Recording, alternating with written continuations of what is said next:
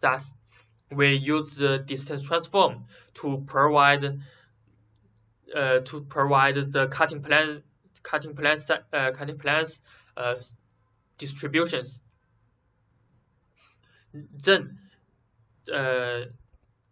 we also designed several specific methods that are particularly suitable for mountain railway alignment design. First is the backtracking cruise determination method.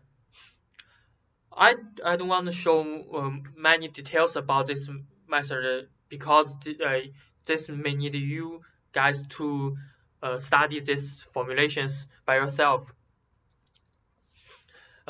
This is the aim of this method is to make the alignment circuitous in mountainous terrain to overcome the generally quite huge elevation differences between the start and end points. For example, the start point and end point are quite close in the horizontal distances.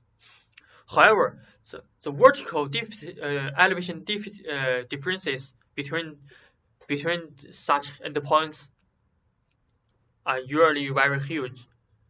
Thus, the alignment must be fairly circuitous by siting the cruise sections flexibly to overcome the elevation differences. That is why we need many backtracking crews in mountain areas. The second contribution of this improved genetic algorithm is that we dynamically generate feasible regions to ensure that the vertical alignment can satisfy many complex constraints. This is a step-by-step method. Firstly, we generate an envelope region, considering the maximum gradient constraint in the railway design. Afterwards, several other constraints, such as the forbidden zone constraints, the maximum tunnel length constraint, and the maximum bridge height constraints are introduced in this process to adjust this feasible region of vertical alignment.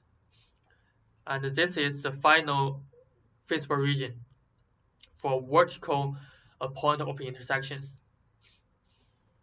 This is a dynamic process during the alignment optimization process. This is the whole process of this hybrid algorithm. First, we generate a series of corridors, and then in the corridor,